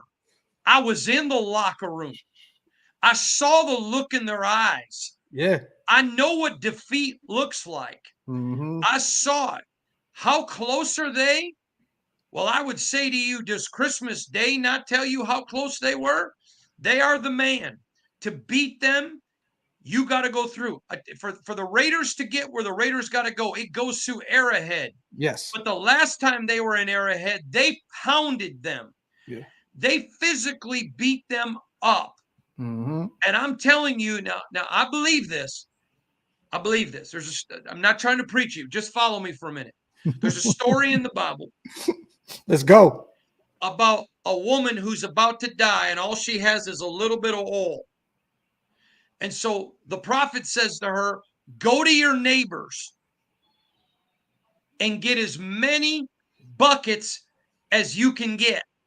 Now, here's the cool part. Not one time does the man of God tell her how many buckets to get. He says, go get all you can get. If she would have kept getting buckets, he'd still be pouring. So she comes in, she's about to die from poverty. And the man of God just begins to pour and pour. Now, it's an expensive embalming oil.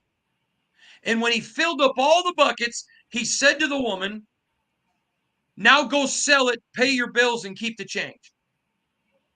The moral of the story is everything she needed for her miracle was in the house.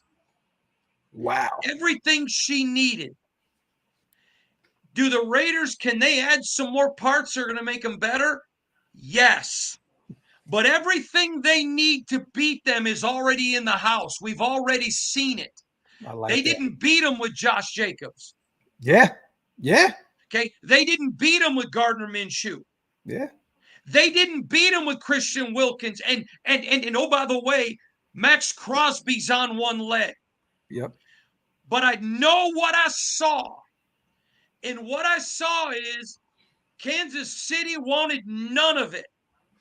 And now we come into the offseason. We come into the offseason. We come in.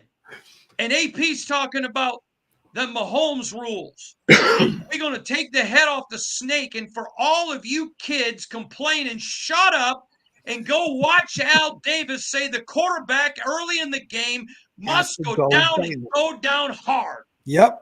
Okay? And you see Mahomes, you see AP saying, we coming.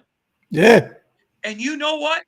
All offseason, the Chiefs know they got a rematch. Oh, yeah. The Raiders know they have a rematch. Yeah. How much, gentlemen, can you join the choir with me in singing opening night, raising a banner in Arrowhead, and whooping their punching them in their mouth? Preach, Hondo, preach. I love it. That was my favorite segment of this show right now. Brother Hondo went to the Bible, and it all came together so beautiful. Oh, man, salute to Hondo. And everybody in the chat is putting fire emojis and all that good stuff. Oh, my God. I'm sorry. Listen, I'm sorry, guys. I saw it. Yeah, yeah. I saw those Chiefs walking out of the locker room. They were dejected.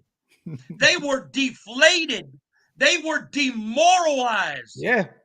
They didn't know what hit. And Andy Reid, who is the best in the business, who I respect immensely, even thanked AP. Yeah. You sent us a wake-up call. Let me tell you something. Somewhere tonight, when Holmes puts his head on a pillow, he's watching Max Crosby in his nightmares. And now Christian Wilkins. He hears AP saying, yeah, taking the head off the snake. Yeah. Yeah. And he may not know because he's young, not because he's stupid, because he's not. He's a great kid. Yeah.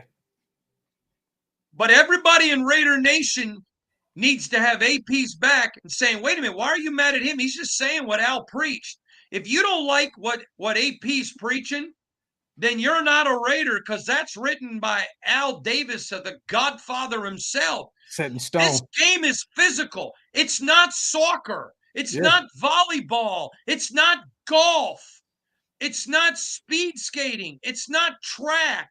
It's not running a marathon. These are grown men going after an oblong ellipsoid, doing things to each other that anywhere else outside of those white lines would send them to prison.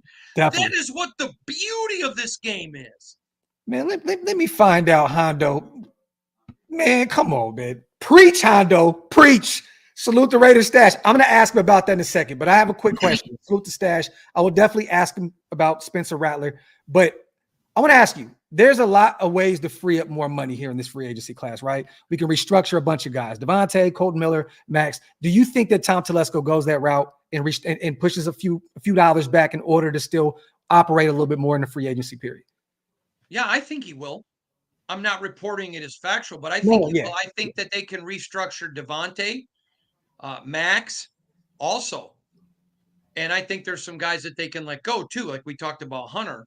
Yes. So yeah, I yes. Okay. Salute to Tony, man. Fire content tonight. Love Uncle Hondo. Salute to Tony. Salute to Spivey also. Great question. Hondo, do you think that Tyree remains at defensive tackle? Also, what do you think about Spencer Rattler? Somebody else. So this is a two-part question that went to the last one. No problem. I can answer both. First of all, I think Tyree will stay there for now. Here's the problem with young defensive ends. The level of competition in college, even if you play at Alabama or LSU, is not what it is in the NFL. And he had to get better with his hands. So we're better to learn that than on the inside. I think he eventually goes back to the defensive end, but he stays there now. That's all Patrick Graham. Spencer Rattler. Love that kid. That's a kid. I just like him. I like his fight. I like he's got Raider written on. That's what I'm saying, man. We're saying another snake in the desert. Another snake. Listen, I love that kid. I love Spencer Rattler. I think that kid is sharp. He had a great combine. People love talking to him. He really. Let me. Can I have 2 minutes to tell this story? Brother, come on. I'm Let sorry. Hondo cook. And Derek said right now, best pod I've ever watched. Talk. Okay, let's go. Well, let me share this with you. He sits down with an NFL team, and they're like, "Oh man, how disappointed with you they went with Caleb Williams after everything you did." Wow. And he's like, "Oh man, I've got nothing but love for Coach Riley in Oklahoma, and Caleb's my friend." Yeah. They said to them, "You give me a reason why we should pick you and not Caleb Williams." Now, it's a team that I know for a fact doesn't like Caleb. Yeah. But they're texting his character. What's he going to be like in my locker room? Yeah. Is he a finger pointer? Mm-hmm. And he goes, and he goes on a 10-minute thing of why Caleb is such a great athlete, such a great player, a great friend. And they go, "So you're telling me we should pick him over him?" He goes, "Sir, I couldn't answer that question the way you wanted it anyways. And if you expect that I'm going to tear down a friend to make myself look good or a teammate, that's not the way I roll. You put the film in, you make the decision. Man. It's my job to prove to you on the field if you made the right one or not." Such a mature response. Yeah. And so my guy's like, I said, "What did you think of Rattler?" He goes, "I'm in love." I love it. So there you go with Spencer Rattler. Let me get these supers in real quick. Ty said, "I've been telling fans to chill. Hoyer's gone," which brings us to Jimmy Garoppolo and AOC. Jimmy's next to go, which would have left just Aiden. Now you got Gardner, which isn't bad. Will we get a third quarterback? What's your thoughts, fellas? Oh, we're definitely getting a third back. I mean, I already answered that. Yeah. They could sign a veteran, but I think they're going to go with the draft route. Yeah. Salute to Mr. Maker. They say we are dirty. Yeah. but we're going to do it. What are you going to do about it? That's my favorite Raiders quote from the one and only John Madden. And salute to Autumn as well. Hondo might be my new favorite human being. FAT. Salute to Autumn, Win Husker, and Seagate go. I'm not religious, but Hondo just took me to church on a Monday. I love it. And let me get this other super. Man, Hondo's getting me hyped. Hondo, man, I'm telling you, you got the nation in an uproar right now. 5,000 people in the building going crazy. I love it. I love it. DeMarcus says, Hondo, take him to church. Clip that. I'm ready. I'm definitely going to clip that. We're going to make that go viral because Pastor Hondo went on. Pastor Hondo. No. a lot of like a Hondo making me want to go to church after 20 years. Preach, brother. Tell it on the mountain. And I got chills on Hondo on a due level right now. Salute to Teo as well, man. What you got, man? Wait, you got a few more for our brother before man, I don't think that we could have I just don't think there's anywhere to go after Hondo took us to the mountaintop. Yeah, man. Like he took us to the mountaintop. I would like to do this. First of all, can I have 30 seconds to end my part of the program? Yes, sir. I want to say to all of you that it's a privilege to be the Las Vegas Raiders beat writer. I'm not entitled to it. I get to do it. I don't have to do it. I choose to do it. And I want you to know I come on this podcast a few times a year. First of all, I'm friends with Graphk, but I come on this podcast because you're my bosses. You click, you read, and I respect you and I appreciate you. And I want you to know that this is one of only a few jobs I would have left covering the Big Ten for, because Matt Millen told me years ago, there are 31 teams in the NFL whose fans all think they're part of the team. Yeah. But there's only one team that knows the fans are part of the team, and that's the Raiders. Yeah. It is my privilege. I am not entitled to you. It's an honor that every day when I get up, I pray and I ask the Lord, help me to give the best information to the best fans in all the National Football League every day. Yeah. So I just want you to know I appreciate you. And as a small element, and it's only small, here's what I'm going to do. Graphk, is your email accessible? Yes. Do they know your email? Yeah. Okay. Here's what I want you to do. Graphk is going to tell all of you how you can email him. I want you to put in the subject line, Uncle Hondo. I want you to only put in the email your name, your address, and your shoe size. Graphk, I want you to put everybody in a pile, select one. And I'm going to give a free pair of Air Force Ones to one of your listeners for just listening. It's on me. And I'm going to pay for it. I'll get them to you. And I've got to go to the owners' meetings and everything, so it's probably going to get there, but I'll have them to you before the draft. Okay. But it's my gift to you for listening and for watching. He's going to handle it. And by the way, again, if you follow me on Twitter and put @Hondo Carpenter, and tell me you were listening to the Graphk Show, I'm going to follow you. Now, I'm going to tell you right now, I don't care what color you are. If you use certain words, I unfollow you.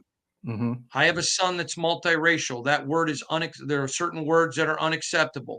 If you're calling women female dogs, unacceptable. I don't put up with that. You don't have to agree with me. I'm not God. I don't even agree with me sometimes a minute after I have a take. But if you're respectful, I'm respectful. I'd love to follow you because I think Graphk is one of the best fan pods that there is. But I appreciate all of you, and it's just going to be a gift from me to you. I want to give you a pair of Air Force Ones.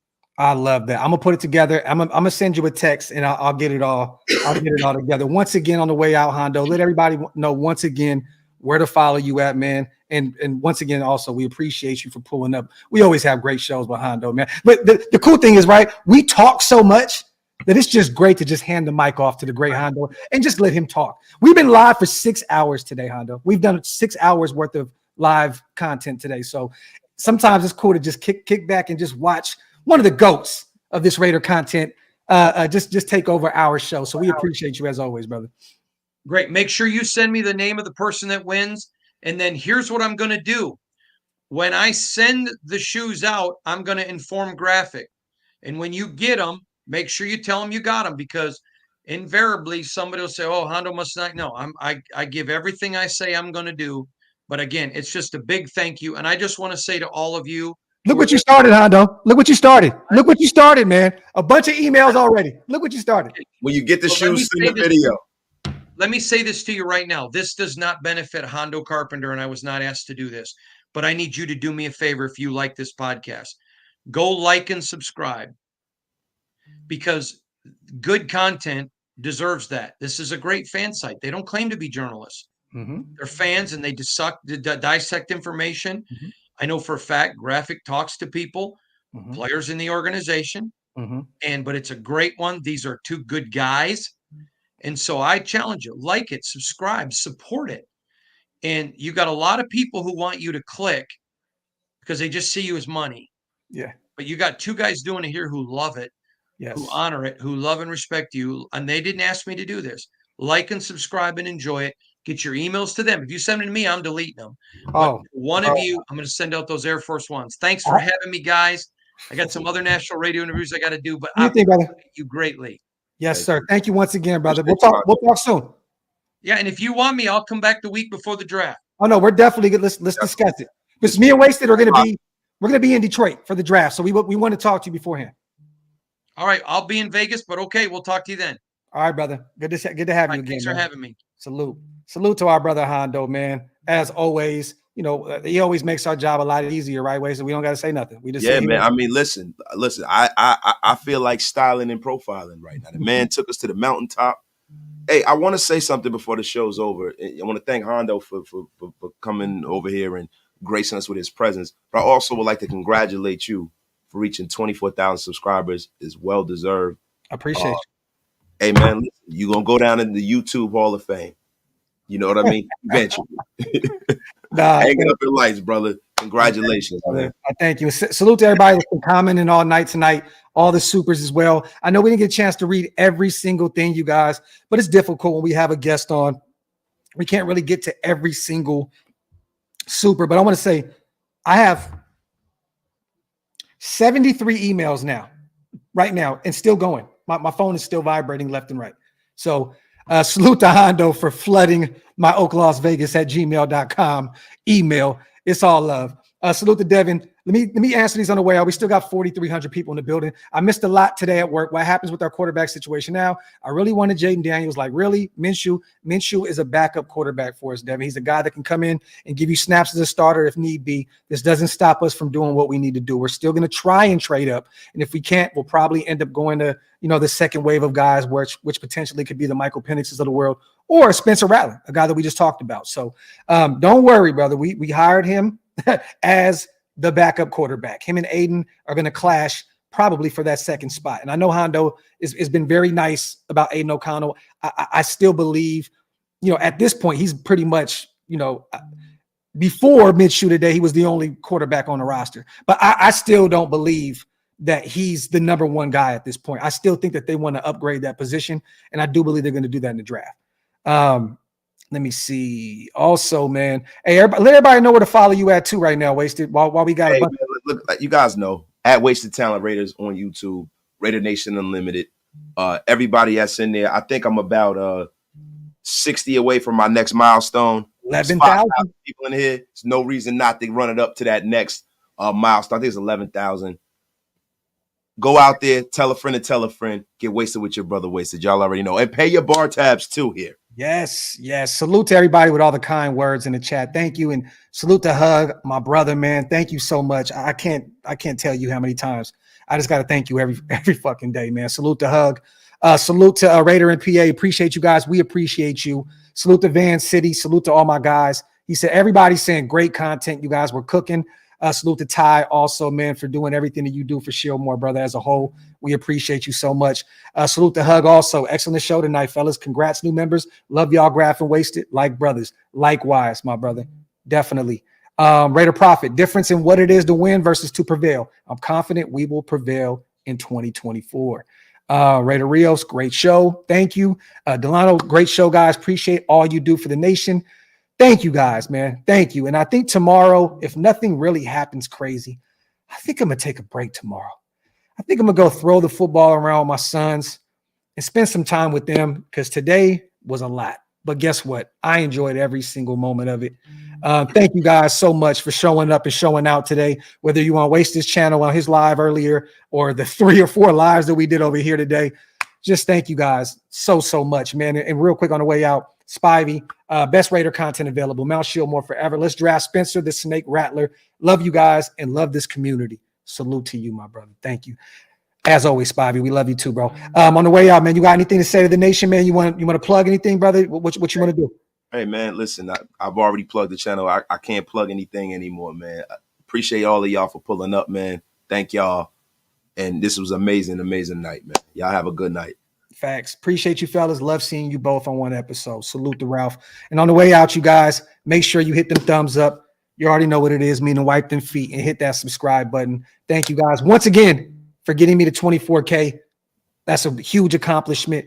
We're on our way up to the road to 25K already. That is major to me. You know what I'm saying? So thank you, guys. Hey, and real quick, can we do this real quick, y'all? Real quick. Don't leave yet. We still got a bunch of people in the chat, right? I'm going to put up Wasted Talents channel right now. There's no reason we can't get to 11,000 right now.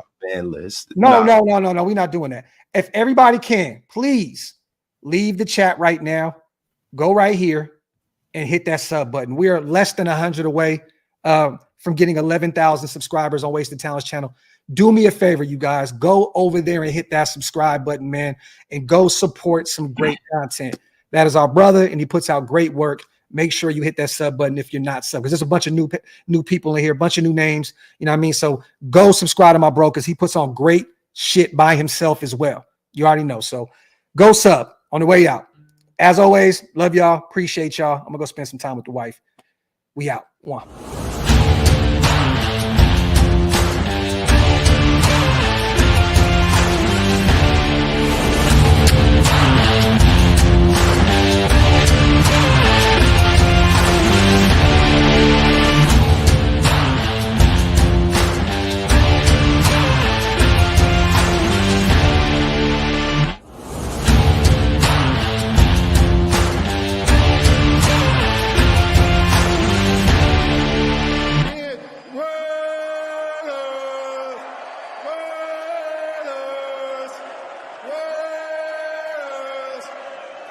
That's what I'm talking about.